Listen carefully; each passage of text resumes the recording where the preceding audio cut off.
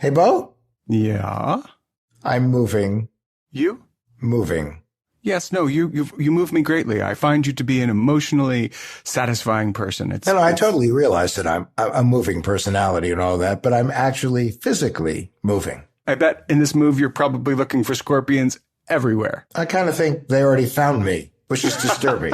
Because the place I had been living in, I'd only seen one scorpion with you. I know. But I just am kidding with you. What's going on with your move? How's it going? It's emotional, only in the fact that going to a new place, having to take everything and schlep it from one place to another, convincing the U.S. Postal Service that it's really me making a change of address, it's a process. So it's a great time for other people to convince them that they're you as well. And that's always the issue with moving. You know, you're open to all stripe of real estate scam and real estate related scam and moving scams, and all your stuff is in boxes and someone could just rifle through those boxes. It's a fun time. You must be really excited. And your mail is in the process of trying to figure out where it's going. Yeah. And people can intercept it.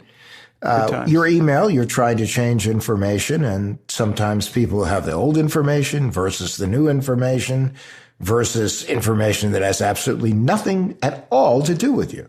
Well, one of the great things now that the U.S. Postal Service has come up with is a paid service called Informed Delivery. And so now when you're moving, you can sign up for it before you move, and they will actually take a picture of every piece of mail that's wending its way to you. So you know before it happens for a year, and it's $30. So it's one way that you can protect yourself in going forward in this, unsettled state where, you're moving there's nothing but moving parts and you're distracted. Not only are you distracted, but you don't have a familiar pattern and a way of doing things yet. And that leaves you wide open to getting attacked. Well, except to be the contrarian in this conversation, because I am contrary from time to time. If someone were to break into my email and saw the pictures of the email coming to me from other people, they might be able to also create things that look like they're coming from other people. You're the most annoying person on earth. I do try to be annoying. Travis, what do you think about that? I'd call it a close tie. No, not about whether I'm annoying or not, but how do you feel about the concept that someone could, bring themselves into your mail world and find out who's mailing you things and then simply replicate what they're mailing, except with far different information? Well, I'd say with email, that's always going to be the Achilles heel for anyone. If they're an organization, person, individual, what have you, it's easily still the favored vector for attackers and hackers of all stripes. So, but we did see a scam about a year or two ago where people actually created snail mail versions of Internal Revenue Service communications, except they changed the address where people were supposed to send their checks. Now, that is kind of sneakily brilliant. I think the one thing about it, though, is if you're sending something through snail mail, you require money to be able to pay for postage. Whereas one of the things that can make email so effective is you can just send millions of emails out, oftentimes by compromising another email server. And that doesn't cost you really anything. Which brings us to our story today, in a kind of crazy way. Hi there, I'm Adam Levin, former director of the New Jersey Division of Consumer Affairs, founder of CyberScout, author of the book Swiped, How to Protect Yourself in a World Full of Scammers, Phishers, and Identity Thieves. And I'm Bo Friedlander, cybermensch, writer, and all-around curious person who tries to hack hackers. And I'm Travis Taylor, resident tech guide. So Josh, our next guest, is a partner at a major real estate company in California. Hi there. Hi. Hey, Josh, it's Adam Levin. I'm here with Bo Friedlander and Travis Taylor, the dynamic cybersecurity trio. And we really appreciate you coming on the show today. You have a very interesting story. But before we start, where are you talking to us from now? We're from sunny Southern California. We're in West Los Angeles, headquartered in Beverly Hills. I'm a partner at a commercial real estate outfit down here. And We love California. And how about you guys? Where are you guys based out of? I'm in Arizona. Okay. Bo is dodging bears in Connecticut. Good for him. And Travis is living the good spiritual life up in Oregon. A lot rainier and cloudier. Yep. Yeah, I bet.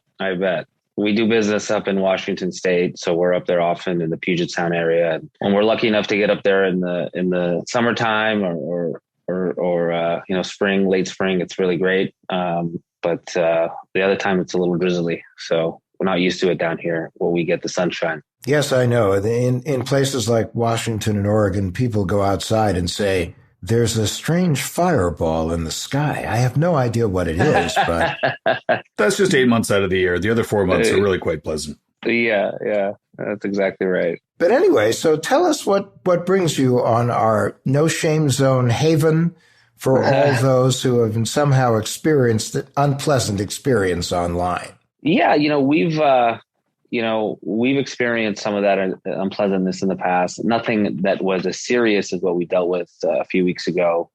As you guys are well aware, it's, for groups like us who have sensitive information being traded back and forth on a regular basis and money flowing in and out as our operations require. We had a third party and still do have a third party group that protects us and is part of our cybersecurity, but I guess no plan is foolproof. And, a few weeks ago, one of my associates, kind of complained that some of her emails were missing and then her outbox was acting funny. And, so naturally we told her to just investigate and see what was happening. And so, she spent the night doing that. And I think, everyone's busy with their core work. You feel like if something's acting strange on your outbox and Outlook, it's not exactly priority number one. Maybe it should have been, but, that issue kind of lingered for a day or two. And then I guess she did a little bit of digging deeper and she saw that there was all these emails in her outbox that she didn't send. Mm. And she's like, well, okay, this is strange. And so, she elevated that at that point up to our third party group. And it turned out over the course of 48 or 72 hours, someone had infiltrated our Outlook and our Microsoft Exchange, I guess, and had broken in or hacked in and was sending emails from not only her email with her email signature. So these were from the recipient's perspective, completely authorized, real emails that folks were getting. And turned out that it wasn't just her; it was someone in our controllers department, one of our accounting department folks. And what this group did was they somehow infiltrated. They sent emails or they searched, keywords like wire owed or wire outbound, wire inbound, invoice unpaid. And for a group like us, working in commercial real estate, of course, that's a natural part of our day-to-day operations. We're sending wires in and out, not daily, but certainly weekly. And we have tenants that give us money and send us checks, send us wires. And so, we're an easy target for a group like that. And so they got a hold of someone that actually owed us 6 figures, and we were expecting a wire that week. Well, that's one of the hallmarks of what they do is they crawl into your system. How they get in could be somebody's information was stolen in a breach elsewhere, and the same user ID and login is being used in the company that people use in another life, or a third-party vendor may have been breached, and as a result, that kind of credential situation is used, exploited. This is certainly not a situation where someone, like in my world, goes, well, I took Ambien last night and suddenly realized I sent a whole lot of emails that I didn't realize I sent, or I have no idea how this got there. But no, listen, it's very disturbing. It's very scary. Yeah, absolutely. It's definitely scary. And so, the scary part is that once that person or group or what have you is in your system and able to send emails from your outbox, basically, they can represent themselves as a person in your business. And we do, at least in our business, 90% of our communication with folks is through email. And I'm sure that's probably goes for other businesses as well. And so once you have that in hand, your power is limitless for that limited amount of time until the breach is actually recognized. And so this person, through an associate and through someone in our accounting department, was having conversations with folks back and forth multiple rounds. It wasn't one email. This person being the person who hacked into the email, Josh? Correct. The group, the person, the hacker. Right. Well, exactly. I have a question for you now. Sure. I want to back up a little bit. Okay. The hacker went through emails until they were able to find a really good target. And that was somebody who owed 6 figures. Is that right? Correct. And now, how did they reach out? How did they reach out to that person? Tell us about that part of the communication. They actually emailed the person that was our contact at this group. It was another real estate company that owed us some money for a transaction we helped them do. And they said, hey, we're having issues with our banking. There's a 3-month delay on something or other, incoming wires, or to fix the problem, it's going to take weeks or months. And now, is that typical? Is that a real thing? Does that happen? No, not at all. Okay. Right? But they formulated it in a way that could potentially be plausible if someone isn't paying attention, right? So it's right on the frontier of plausibility, right? I mean, and so this person kept saying, okay, well, what are the new instructions? And sure, people change wire instructions from time to time. It's not unheard of for someone to say, well, send it to this bank, it'll be easier for us or what have you. And so they set up this narrative that, hey, this is not where we want it sent. We want it sent somewhere else. And, the wire instructions were accepted and were being processed actually. And it takes a little bit of sloppiness from both parties, right? So certainly from our perspective, we were a little sloppy with our cybersecurity, or the way we deal with wires could have been improved. Your perception of the situation on your side of the street was that your company could have done better on the cybersecurity front. Well, it could have done better on 2 fronts. Okay. I'm not privy or knowledgeable enough to say that our group that is protecting us from a cybersecurity perspective dropped the ball or not. I'm certainly not. All I can say is that we did implement better security measures after, which the question was asked, why didn't we have that in place already? No, well, hindsight's 2020, but cybersecurity practice, a strong cybersecurity practice can be as simple as making sure everybody in your organization is hyper paranoid. It can be that simple. And so it's not just that you have the killer app that's there to, like a bug zapper in the yard killing everybody that comes anywhere near you. It's really more that everyone in your organization understands what the threat is, the way it presents itself, and what to look out for. So it sounds like there was a lapse somewhere in that front. Correct. So that's what I meant by we were sloppy, right? I mean, if you're sending wire instructions in the first place, we should have verbally confirmed those on the phone with someone at that firm, right? Oh, they didn't. Well, they didn't, and we didn't. So we just sent our wire instructions as a PDF. Which was common practice, which isn't anymore, because we're doing so many of these transactions. Sometimes you get a little sloppy. I mean, it's human nature. I mean, this is like for the $1 million or $2 million, $3 million, $5 million, $10 million wires. Certainly, we're more careful, and we get people on the phone. But and 6 figures in our neck of the woods is not small money, but it's not something that people are focused on so much, which is where these hackers kind of prey on, right? Well, Josh, that's why an awful lot of, real estate organizations now in particular always have a warning saying these are the wiring instructions, but before you wire, please call us to confirm. Correct. And that's one of the things we're implementing.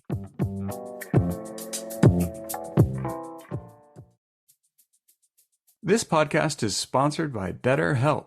Is there something interfering with your happiness or preventing you from achieving your goals? For me right now, it's not having a kitchen. It's totally stressing me out. We're working on the house, no kitchen, yada, yada, yada. But enough about me. BetterHelp. BetterHelp will assess your needs and match you with your own licensed professional therapist, and you can start communicating in under 48 hours. It's not a crisis line. It's not self-help. It's professional therapy done securely online. BetterHelp. It's committed to facilitating great therapeutic matches. So if you don't like your therapist, you can change your therapist. It's free, easy, no problem. Visit BetterHelp.com. That's BetterHelp, H-E-L-P. and join the over 2 million people who have taken charge of their mental health with the help of an experienced professional. There's a special offer for What the Hack listeners. You can get 10% off your first month at betterhelp.com/hack. HACK. That's us. Check it out.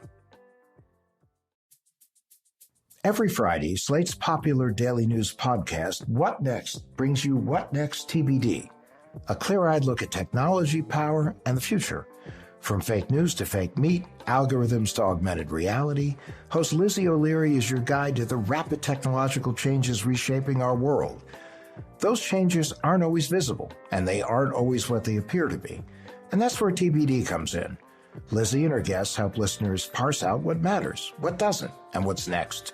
Subscribe to What Next TBD in your favorite podcast app. But it's not that common, Adam. I had, the last time I was recently working with people in your biz, Josh, and it was my lawyer who actually said, call. But this should become a practice, though, in the real estate business. Sure, it should, but it's not ubiquitous. And Josh, you guys can kind of spearhead this movement. Nice publicity for you guys as well. Is to say because obviously you're part of an association when you get together. One of the things that you could be pushing is the fact that never, ever, ever send wiring instructions to anyone without a bold warning that you really need to call us to confirm, because unfortunately, wire transfer fraud is becoming more and more of a reality in our world. Yeah, certainly.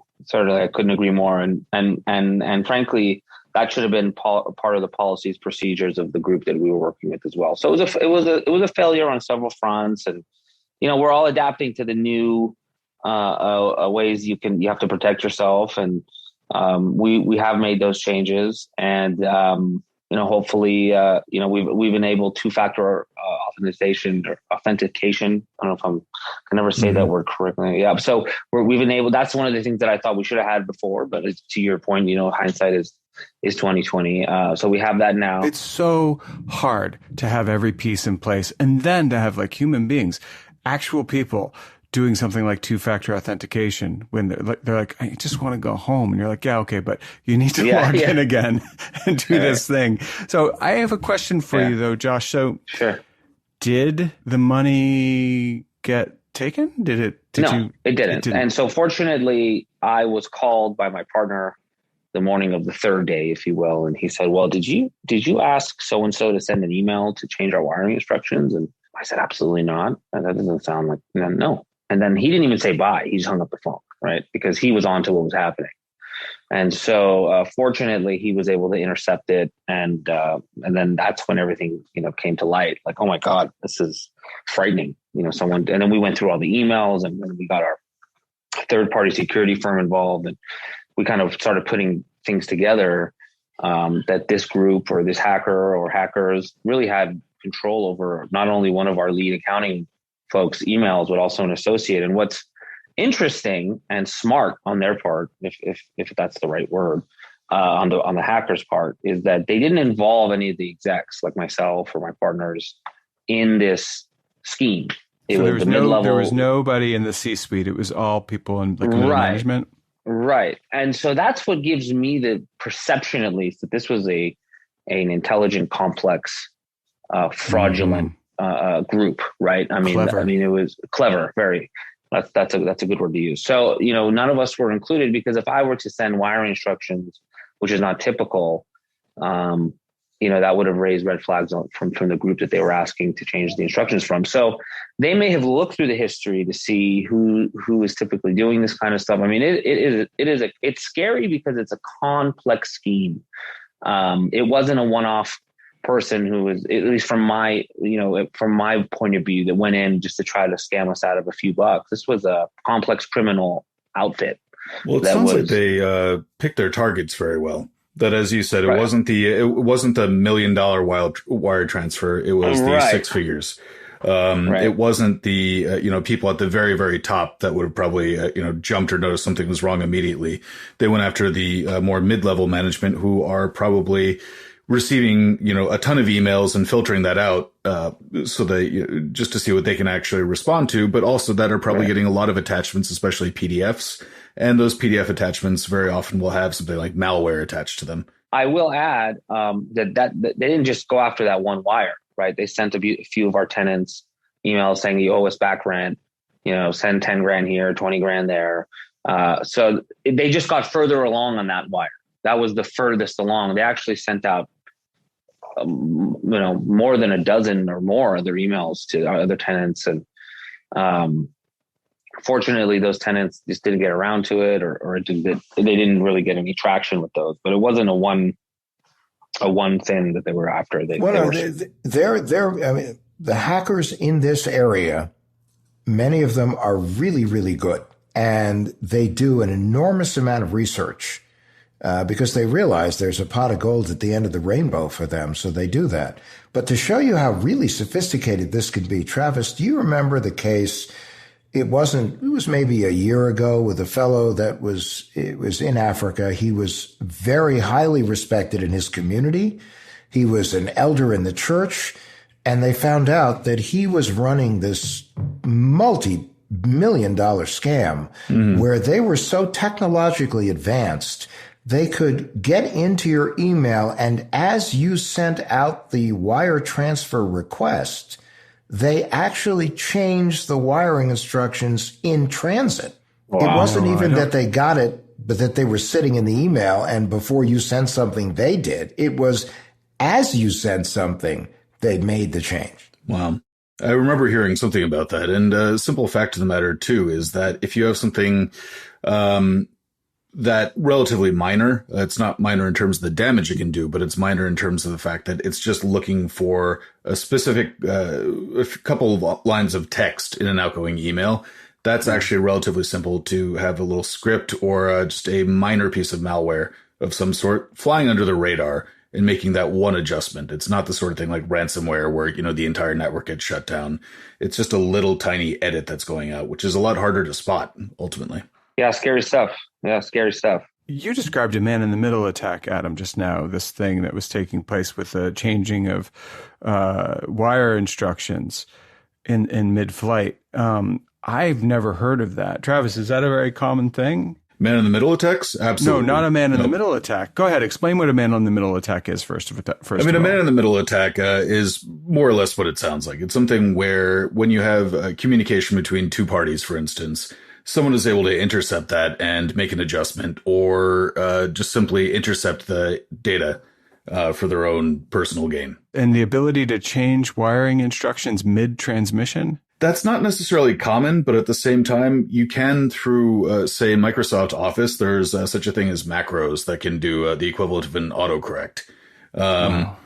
A pretty basic example is I was on the same mobile account with my wife, and every time I typed in the word miss, it would autocorrect to miss and love you, which for anyone who knows me well knows that is nothing I'm going to send anyone in a text. So, but so at the same time, if you were to take any kind of, say, office productivity app, for instance, you could just say, this is a typo, correct this.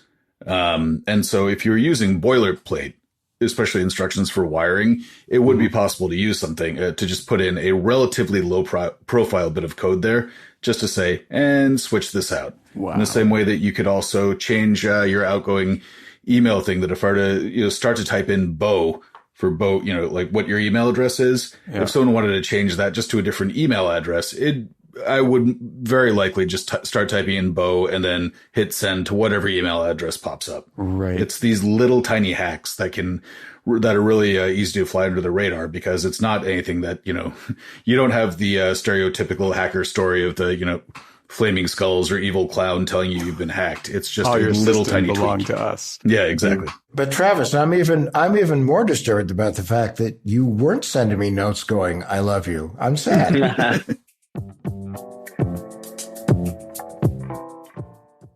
We love our What the Hack guests and their willingness to share their experiences in the shadowy world of cybercrime. But that said, you probably don't want to become our next cautionary tale about all the things that can go really wrong online. These days, you need an internet security solution that can detect and block threats like phishing email and ransomware files before they get to you. Eset Internet Security does just that, and a lot more. Eset Internet Security protects your online banking and payments by providing a special secure browser for financial transactions. It alerts you if someone's trying to access your webcam and keeps you invisible to hackers when you're using public Wi-Fi. Best of all, Eset Internet Security provides anti-phishing technology to block attempts to steal your username and passwords. Because we all know what criminals can do with those. Right now, you can try Eset Internet Security free for 30 days. Head to try.eset.com/hack to claim your free trial. That's try.eset.com/hack.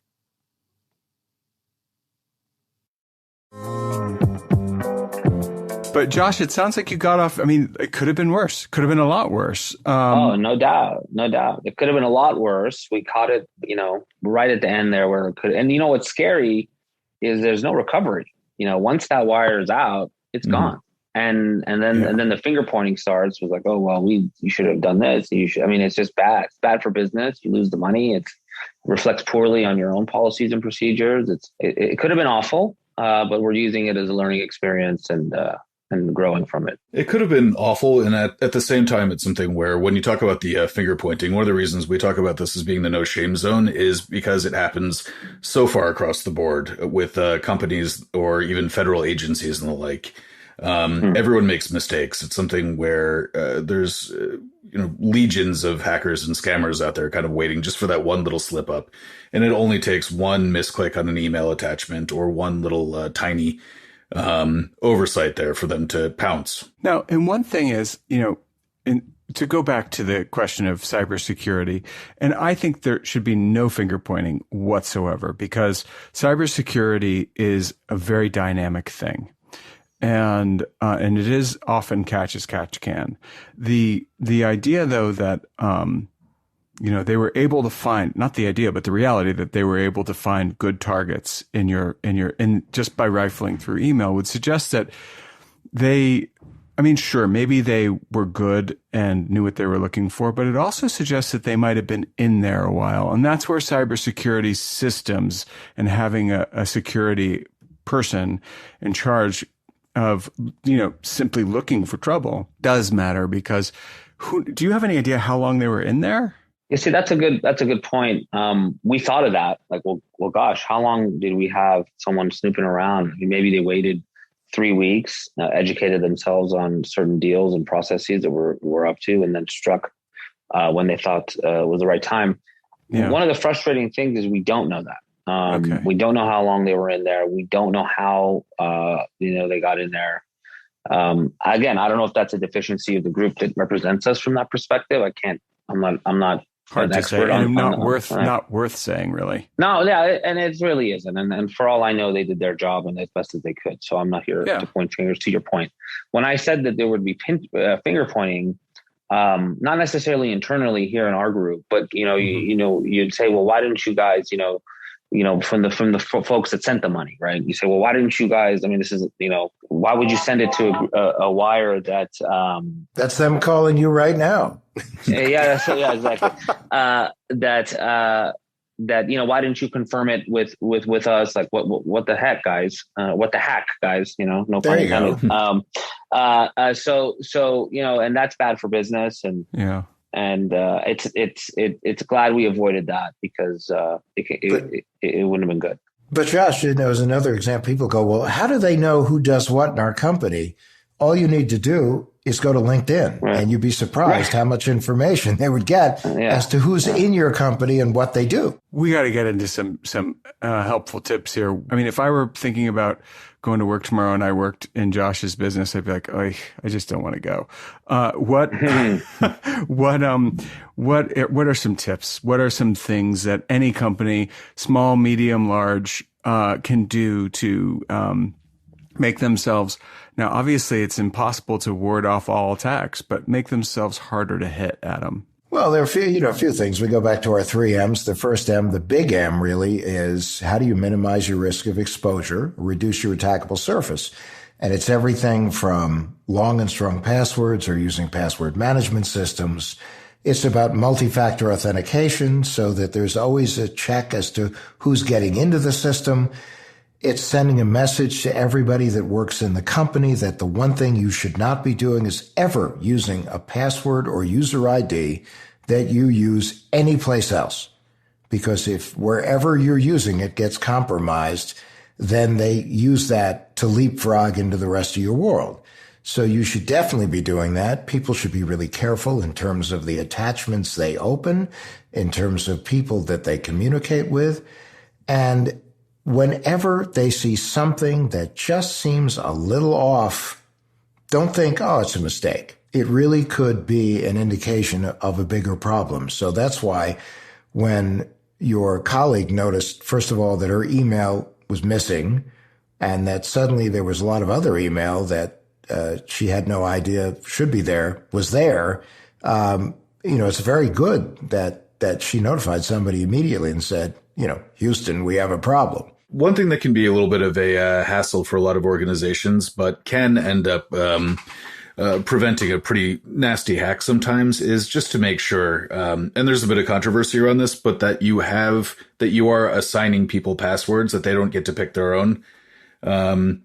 You can get a bit of grief from that. And yeah, that's something I'm sure anyone working in IT would absolutely dread, because people argue with that so much. That being the case, if you have someone who is reusing their password and they're in a position in your company to even just be able to check an email that they have and download an attachment, that is a huge area for entry there. Oh, and another quick question, too, is that when people connect remotely into your systems, which I assume many people would, especially in the environment that we've all just lived through, are they working with work-only devices, or are they allowed to use personal devices in order to connect into your network? So we do allow remote connecting from personal devices. So you have your Outlook on your iPhone, which is technically a non-work device, and laptops are allowed. So yeah, I think Bo brings up a good point. I mean, there's multiple entry points in which you have weaknesses. And so you have to be vigilant. We did a good job of educating our employees and associates on if they do see something funny, or if they don't feel right about something from a cybersecurity perspective, to call the group that we've hired. That's why they're there. And that probably saved the day, actually, even though we should have had better policies and procedures on wire confirmations and what have you. That did save the day. And so we did do some things right. You had a huge win, Josh. You had a huge win when that employee called and said, I got a problem. There was a huge win. Huge. Absolutely. Yeah. Absolutely. Confetti should be falling from the ceiling. That's the ultimate no shame zone, is that you should encourage every single employee, if they have a problem, if they think they might have clicked on the wrong link, anything, that feel free to, tell us. We're here. We're part of this is a community. We're here to protect the community. And another thing that many companies do is they actually supply the device to their employees. And when they supply that device, they make sure that all the security protocols that they feel comfortable, that they want to see, are on that device. So it's part of training and supplying device with the kind of security that's really being overseen by the people that you trust to protect you on all the devices used by your employees who are communicating with the company. All right, Adam, what if the company is small and they can't buy devices for everybody? What then? Well, I think that way, then at least anyone who uses a device that they use to connect into the company should, and I know this seems a little Orwellian, but they really should have the security people from the company, or the security people that the company is retained as a third-party vendor, to actually look at any device that's being connected into that company. Because trust me, whatever it costs is nothing compared to the agony and financial upheaval that you'll go through based on the fact that your company has been breached. Yeah, and cybersecurity in this regard is like, a little tiny, I hate to say it, but I think it's true. It's a little bit like going to the embarrassing kinds of doctors who do the embarrassing kind of tests. So you have to, sometimes you just have to grin and Barrett. Think of it as a digital proctology test. I knew you were going there. Yeah, so, I think that's a good one. And again, think of this as a learning experience and a teachable moment. And frankly, to get through a teachable moment without having an extinction level event in an organization, that's a big deal. That's a big deal. So count your blessings. And get the word out.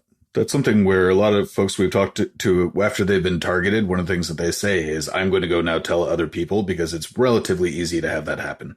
So just warning others is pretty key, and something big that we try to do here. Yeah, no, first of all, God bless you guys. I mean, it's a good topic. It's a worthwhile conversation that needs to happen in the business world. We certainly have had these conversations and probably saved us from a larger catastrophe. We're happy to share our experiences, and I was thrilled to offer it up for you guys here to share. And it's important that we help each other out. It's an important topic. It's a worthwhile topic. And I appreciate you guys spreading the word.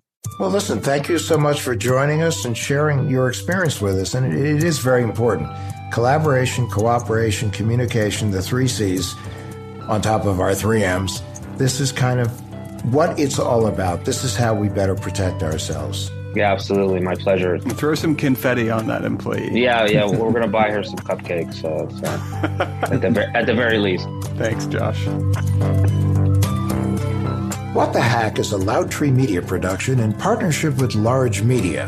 That's LARJ Media. You can find What the Hack wherever you get your podcasts. Be sure to follow us on social media and find additional information at adamlevin.com.